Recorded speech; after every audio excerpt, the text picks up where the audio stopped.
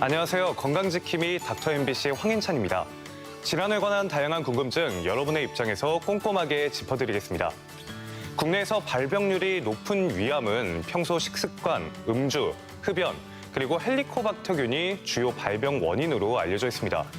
그래서 평소 소화불량이나 복통 등 소화기 이상 증세를 자주 경험한다면 위 내시경 검사를 통해 조기 발견이 중요한데요. 더구나 최근에는 40대 이하의 젊은 위암 환자가 계속 늘어나며 더욱 관심이 높아지고 있습니다. 그래서 오늘은 전주대자연병원 건강검진센터 소화기 내과센터 이수택 센터장과 함께 위암에 대해 자세히 알아보겠습니다. 잦은 음주와 흡연, 기름지고 자극적인 음식 등의 식습관, 그리고 운동 부족 등의 생활 습관은 우리의 소화기관을 위협하는 대표적인 원인입니다. 그래서 오늘은 소화기 내과 전문의 이수택 센터장과 함께 위암에 대해 알아보겠습니다. 선생님, 안녕하세요. 네, 안녕하세요. 네, 한국인은 자극적인 음식을 좋아하다 보니까요. 아무래도 위암이 걱정될 수밖에 없는 것 같습니다. 국내 위암 환자 발생률 어느 정도 집계되고 있을까요? 우리나라 그 통계를 보면 10만 명당 50명 내지 60명이 해마다 발생을 합니다. 이게 세계에서 한때는 제2대 국가였거든요. 이게 우리나라와 비슷한 발생률을 보이는 국가가 가까운 일본이 있고요. 몽고가 이제 대표적인 나라가 되겠습니다. 아시아권에서 좀 높은 경향을 보이네요. 그래서 그렇죠. 아시아에서 특히 동부 몽고나 일본 또 중국 이권이 이제 가장 많이 발생하는 지역입니다. 그리고 이제 우리나라 암 환자 중에서 이제 위암이 한 20년 동안 부동의 1위를 차지했지만 최근 한 10년 전부터는 이제 그 발생 수가 줄고 있습니다. 그래서 지금 최근 2022년부터는 아마 갑상선암이 가장 빈도가 높고 그다음 폐암, 대장암, 위암은 4번째까지 순위가 떨어졌습니다. 이렇게 그 순위가 떨어졌지만 위암은 세계적으로 봐서는 탑 클래스예요. 탑 클래스고 그 빈도로 보면 이제 미국 위암 발생 10만 명당 발생 수에 보면 10배 이상 높습니다. 반면에 우리나라는 위암으로 인한 사망률이나 완치율은 세계에서 1위예요. 그래서 이제 제가 오늘 주제를 우리나라의 경우는 위암은 우리가 두려워할 필요가 없다는 주제를 이렇게 가지고 오늘 준비를 해봤습니다. 네, 걸리기는 많이 걸려도 이렇게 좋은 결과를 보이게 되는 거는 국가 암검진 사업의 초기 정착화 덕택이라고도 생각이 되는데요. 더불어 의료검진 장비가 발전하기도 했고요. 국내 의료진의 경험과 치료기술 발전 등 이렇게 여러 가지 요인을 꼽아볼 수 있을 것 같은데 위암 조기 검진 사업 매우 중요한 역할을 하고 있다고요? 예, 그렇습니다. 세계보건기구에서 암 환자의 한 3분의 1은 우리가 조기 발견하면 완치가 가능하다고 발표를 했습니다. 높네요. 네. 일단 우리나라의 경우도 이제 위암 환자의 경우에 이제 조기에 발견되면 완치율이 90 내지 95%거든요. 대신 우리가 말기암이 되면 완치율은 10% 이내입니다. 확 낮아지네요. 네, 그래서 우리 위암은 빨리 조기에 발견할수록 그게 굉장히 조기 발견이 가장 중요한 요소라고 볼 수 있습니다.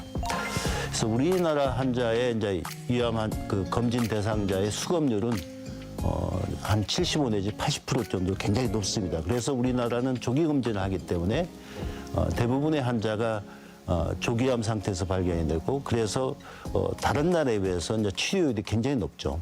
지금 거의 우리가 보통 위암 환자의 치료율을 따질 때 5년 생존율을 가지고 비교를 하거든요. 네, 5년 내 생존율이요? 네, 위암의 그 치료 후에 5년 후의 생존율을 봤을 때 거의 최근에 80%까지 육박을 하는데 미국의 경우는 한 33%. 확연한 차이를. 네, 영국은 한 20%밖에 되지 않아요. 네. 이렇게 위암 조기 검진에 위내시경 검사를 주로 권하는 이유가 또 있을까요?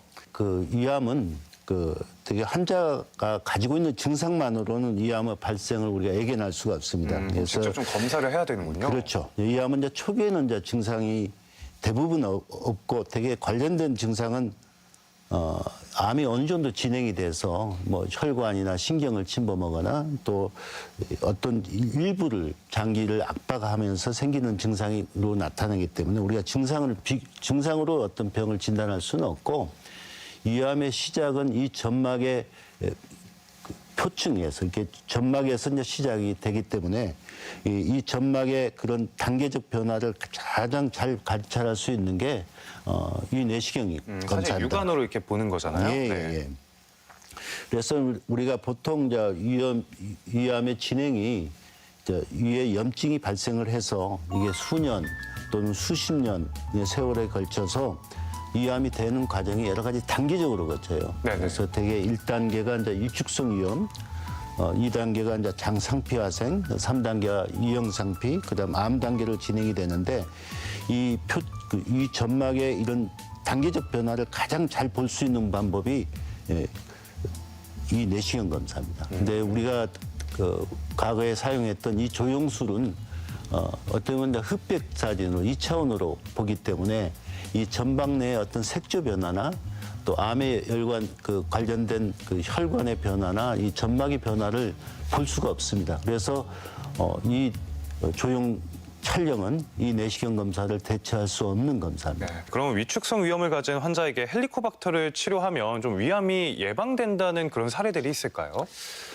일단 뭐 직접적인 증거는 없습니다. 근데 도움은 될 수 있다고 생각은 할 수 있어요. 그렇지만 그걸로 인한 비용 또 그 약물로 인한 부작용을 고려한다면 우리가 지금 암을 예방 목적으로 헬리코박터균을 치료하는 것은 아직 우리 보험 규정 밖입니다.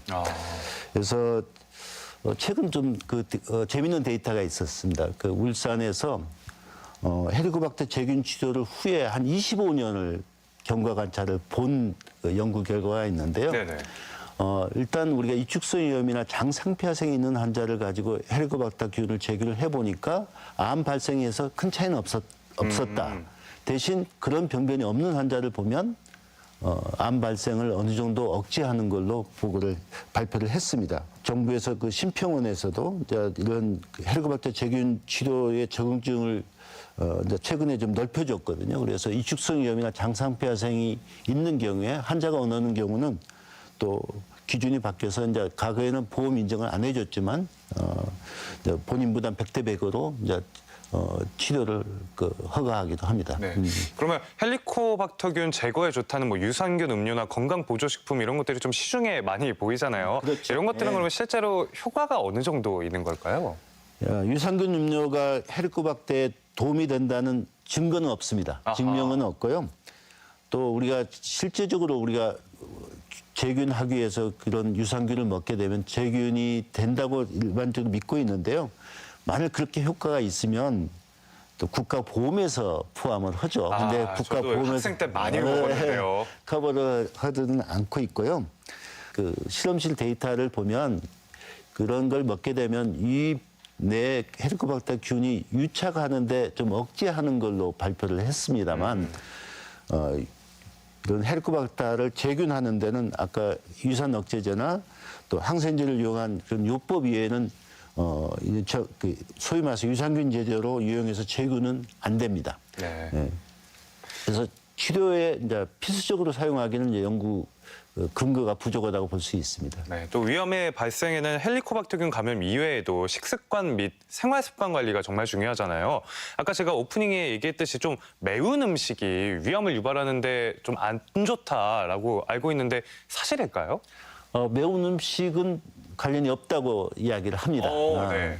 이제 예를 들면 일본 같은 경우는 위암 발생 우리하고 비슷하지만 근데 거기는 훨씬 덜 맵게 먹잖아요. 예, 덜 맵게 먹죠. 그리고 이제 매운 음식을 먹는 나라가 대표적인 게 이제 인도나 태국이 되겠는데 그쪽은 또 위암이 이렇게 발생이 높진 않아요. 그래요? 네. 그래서 이게 매운 음식이 이제 이게 좋지 못하다는 우리의 생각은 이른과는 좀 다르다고 볼 수가 있고요. 그렇다면 한국은 도대체 왜 이런 겁니까?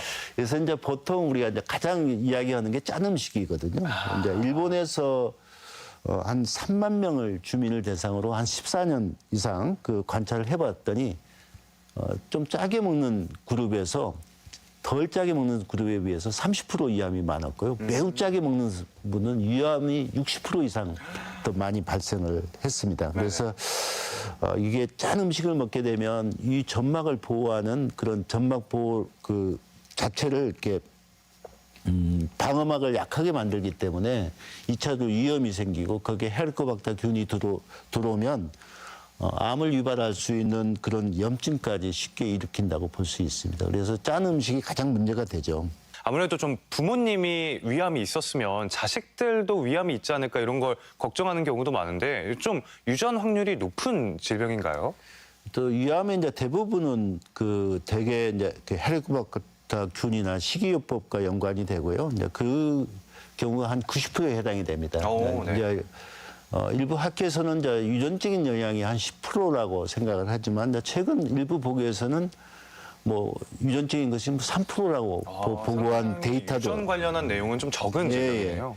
근데 이제 대개 이제 이런 환자들 보면 이제 가족 중에 유달리 그 이제 위암이 많은 그런 두 명 이상의 그 위암이 발생하거나 또는 이제 젊은 나이에 발생하거나 또 조직학적으로 미만성 위암이 있는 경우는 이제 유전적 검사를 해야 됩니다. 네. 그리고 이제 그런 유전적인 환자들은 이제 젊은 나이에 발생을 하기 때문에 가족력이 있으면 좀 더 검진 시기를 좀 앞당겨야 된다고 생각이 됩니다. 네. 또 유전적인 요인이 없다 하더라도 같은 음식을 같이 먹는 경우도 많기 때문에 그런 것도 영향이 그렇죠. 좀 있지 않을까 싶습니다. 맞습니다. 환자가 위암으로 진단을 받고 치료하지 않거나 아니면 위암이 있는지 모르는 경우들이 있잖아요. 이런 경우에는 위암 진행 속도가 어떻게 되는지도 궁금합니다. 사실 이제 진단을 받고 이제 치료받지 않으면 위암이 어떻게 될까?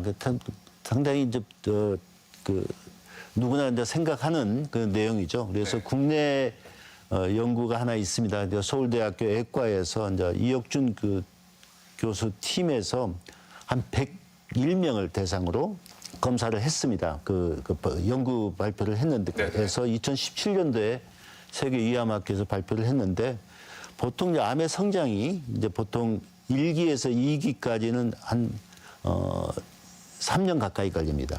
2기에서 3기까지 가는 데가 한 1년 한 6개월, 그 3기에서 4기까지가 는 2개월밖에 걸리지 않습니다. 사실 급격하게 단축되네요. 그렇죠. 예, 그래서 병기가 올라갈수록 진행 속도가 굉장히 빠른 게 이제 특징입니다. 근데 그러면 그렇게 수술이나 어떤 치료를 받지 않으면 어떻게 될까? 1기 환자를 암 1기 환자를 보면 평균 한 5년 정도 그 여명이 한 5년 정도 되는 것 같고요.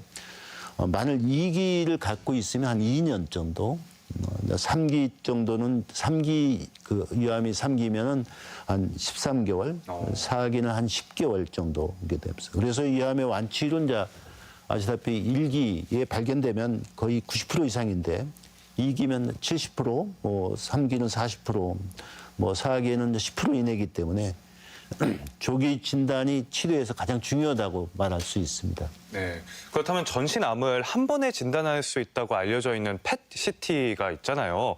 이런 경우 위암 환자에게 조기 진단 도움이 좀 될까요? 일단 조기 병변은 위암 조기 진단에 펫CT는 전혀 도움이 되지 않습니다. 네. 그래서 대개 이제 이 점막에서 시작하기 때문에 이 점막의 변화를 가장 잘 관찰할 수 있는 것은 이 내시경 검사가 가장 적절한 검사고요. 보통 우리가 이제 과거에 펫CT가 유행일 때 많은 사람들이 전신에 암을 진단하기 위해서 펫CT를 하다 보면 그 전날 술 먹고 급성 위염이 걸린 사람이 암같이 보여 놀래서 우는 경우가 펫CT 양성으로 나와서 그래서 검사를 해보면 위염으로 나온 경우가 있고요. 또 위암이 진행이 됐어도 아까 이야기한 미만성 타입의 위암이나 또 이런 경우는 펫CT를 해도 진행이 됐어도 음성으로 나올 수가 있어요. 그래서 일단 우리가 위암을 진단받게 되면 CT와 펫CT를 동시에 할 수 없습니다. 보험에서 인정을 안 해주고요. 다만 이제 검사상에서 이제 좀 진행이 돼서 전이가 의심되거나 또 그것을 이런 임파선이나 이런 것이 애매한 경우에 이제 펫CT를 처방할 수 있습니다. 네. 그래서 미국, 유럽, 일본 등 이런 나라에서는 뭐 좀 병기별로 가이드라인, 그다음에 최신 임상 연구 결과들을 반영해서 진료 지침을 좀 만들어 가능한 모든 병원들이 따를 수 있게 한다는데요. 한국의 경우에는 좀 이렇게 기민하게 움직이는 편일까요? 예, 우리나라는 굉장히 기밀하게 움직인다고 볼 수 있습니다. 예, 우리 암에 연관된 학회가 15개가 되고요. 21개 종양에 대해서 국립암센터에서 그 가이드라인 사업을 하고 있고요. 국내 위암학회도 이제 2022년도에 최신판을 업데이트했는데 암 치료에 연관된 그 다학제적 그런 그 진단 또 내과, 외과 치료, 예방, 수술, 환자 수술 관리 등을 내용한 내용을 포함해서 업데이트하고 있습니다. 그래서 이 암을 치료하는 모든 병원이나 또 전문 의사는 이 가이드라인을 반영해서 또 양질의 진료가 이루어질 수 있도록 최신 의료를 항상 이렇게 학회에서는 업데이트하고 있습니다. 네, 또 위암은요, 초기에 발견이 되면 내시경적 절제만으로 완치가 가능하다고 하는데요. 그래서 무엇보다 조기 발견이 중요하지 않을까 생각이 됩니다. 내시경 치료 대상이 되는 경우에는 어떤 경우가 있을까요? 사실 이제 이 점막을 직접 볼 수 있는 것이 그 이내시경 검사라고 이야기했습니다. 이게 경험이 많은 의사의 경우는 좀 쉽게 조기위암이나 전암 단계 병변을 구별할 수가 있습니다. 이게 보면 우리가 또 이런 색소 내시경이나 또 이런 그 전자내시경의 어떤 광학적 특성을 이용한 어떤 MBI나 이런 검사를 이용해서 이 전암성 병변과 이런 조기위암을 쉽게 감별할 수가 있고요.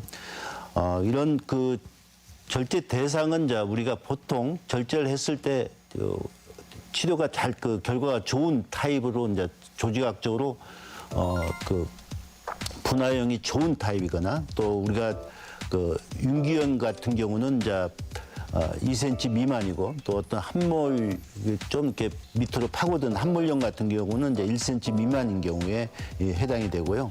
일단 일반적으로 개양이 없어야 된답니다. 그리고 이제 보통 전암 단계의 경우는 우리가 이제 그 가능하면 이제 그 내시경적 절제를 해주는 게 좋습니다. 우리가 이제 그 실제 제거를 해보면 10 내지 30%에서는 암이 같이 동반될 수가 있기 때문에 암이 있다는 전제하에서 이제 절제를 해야 됩니다. 네, 내시경으로 절제를 한 경우와 일반적으로 배를 갈라서 하는 개복 수술의 경우 치료에 대해서 좀 차이가 있을까요? 보통 우리가 내시경적 점막 절제술은 이제 우리가 전암성 변변이나 이제 이게 점막에 국한된 이제 조기암을 이제 내시경으로 이용해서 제거하는 방법을 점막 절제술이라고 하는데 이게 점막 절제술을 이렇게 설명을 그 순서를 이렇게 보면 우리가 내시경을 통해서 이제 그 절제하고자 하는 부분을 이제 그 표시를 하고 네. 변변 부위와 이제 하부의 근육층을 우리가 또 분리하기 위해서 점막 밑으로 여러 가지 식염수나 이런 것 생리식염수 이런 걸 주입을 해서 병변을 들어 올린 다음에 다양한 기구를 통해서 이제 절제를 합니다. 그리고 절제한 조직을 또 이렇게 분석을 합니다. 경계가 어떤지, 혈관을 침범했는지, 임파층을 침범했는지, 뭐 이런 것을 보고 이게 완치가 가능한지 아닌지를 이제 판정할 수가 있습니다. 그래서 보통 이제 그 과거에는 이제 조기위암의 경우에 이제 외과적으로 이를 이제 절제하거나 부분 절제를 한 경우와 조기위암 단계에서 내시경 절제를 한 경우에 서로 이렇게 그 치료 결과를 비교를 해보면 차이가 없는 걸로 되어 있습니다. 그리고 대신 우리가 내시경 절제를 받은 분들은 이제 위가 그 자기 위를 가지고 생활하기 때문에 삼해질에 큰 영향을 받지 않는데 이 수술을 받은 경우, 이제 절제를 받은 분들은 수술 후에 나머지 삼해이 많은 문제를 일으키죠. 합병증이나 이제 생활에 삼해질이 많이 떨어지는 경우가 많습니다. 그래서 가능한 내시경 절제 대상이 되면 내시경으로 하는 게 그 삼해질에 많은 영향을 줍니다. 그렇다면 내시경으로 절제하는 경우에는 우려되는 합병증이 없는 걸까요? 보통 우리가 흔히 볼 수 있는 게 이제 출혈이나 또는 천공, 구멍이 나는 경우인데 이 점막 절제 수술이 이제 도입된 후에 초기에는 그런 게 좀 그걸로 인한 합병증 때문에 수술하는 경우가 많았는데 네네. 지금은 저도 한 20년간 시술을 해왔지만 수술을 시킨 적은 없어요. 대부분 이제 출혈을 하더라도 크립을 문다든지 뭐 이렇게 결차를 해서 지혈을 되게 시술하면서 다 절제를 하고 구멍이 나서 소위 말해서 천공이 나더라도 다 되게 내시경하면서 다 처치가 됩니다. 20년 동안 괜찮았다고 하시니까 더욱더 믿음이 갑니다. 마지막으로 위암과 관련해서 시청자 여러분들께 당부 말씀 한번 부탁드리겠습니다. 일단 위암은 뭐 국내에서 20년 이상 모든 암 중에서 가장 빈도가 높았던 암입니다. 또 한때는 세계 최고의 그 발생률을 보였던 암이고요. 일단 과거에는 이제 위암 환자들이 대부분 진행된 상태에서 발견되기 때문에 사망률이 너무 높아서 이 암을 진단을 받게 되면 일단 두려움의 대상이 암이었습니다. 근데 국내 위암은 이제 최근 10년 전부터 그 빈도가 위암이 감소하기 시작해서 일단 발생 순위가 4위까지 순위가 내려갔지만은 여전히 이제 우리나라는 위암에 있어서는 일단 세계에서 가장 많이 발생하는 나라 중에 하나입니다. 다행하게도 이 국내 위암으로 사망률은 이제 세계에서 가장 낮습니다. 또 완치율도 세계에서 가장 최고입니다. 그리고 이제 이미지가 그 좋아진 어떤 내시경이나 첨단 기기의 발달, 그리고 치료 기술의 발달, 또 내시경적 절대 방법의 발달, 또 치료 약물의 발달, 그리고 이제 우리나라는 위암이 많기 때문에 위암에 대한 경험이 많은 의사들이 많습니다. 그래서 이런 요인에 의해서 우리나라가 세계 최고의 위암 완치율을 보이는 이유라고 생각이 됩니다.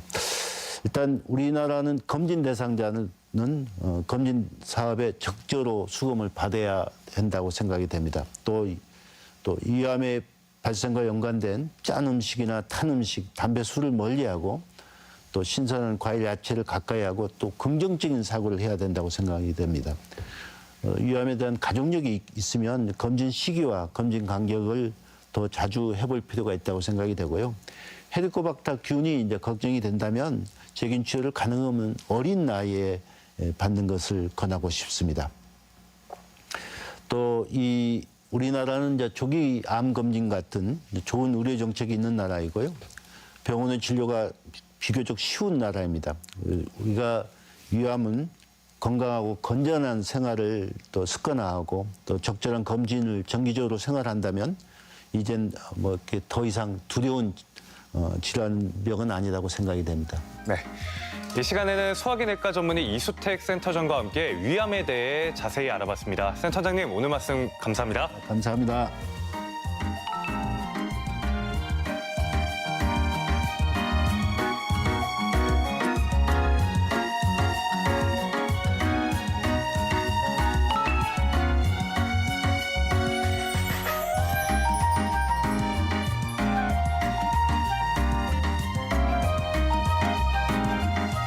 매일 적당량의 수분 섭취는 우리 건강에 많은 도움이 된다는 건 이미 알고 계실 텐데요. 하지만 매일 권장량의 물을 마시는 것은 쉽지 않습니다. 그렇다면 물을 대체할 수 있는 음료에는 어떤 것들이 있을까요? 먼저 카페인은 우리 체내의 수분을 배출시키는 작용을 하기 때문에 카페인이 함유되지 않은 허브차 또는 곡물차 등을 마시는 것이 좋습니다. 그리고 생수에 레몬이나 베리류, 오이 등을 추가해 풍미와 비타민을 추가하는 방법도 있고요. 수분과 함께 칼슘, 단백질, 지방 등 필수 영양소를 공급하는 우유와 두유를 선택하는 것도 우리 건강에 도움이 된다고 합니다. 그리고 이 밖에 건강과 관련해 궁금증이 있다면 전주 MBC 홈페이지에 질문 남겨주시길 바랍니다. 닥터 MBC가 여러분의 궁금증을 해결해드리겠습니다. 저희가 준비한 소식은 여기까지입니다. 다음 주 이 시간에 다시 찾아뵙겠습니다. 고맙습니다.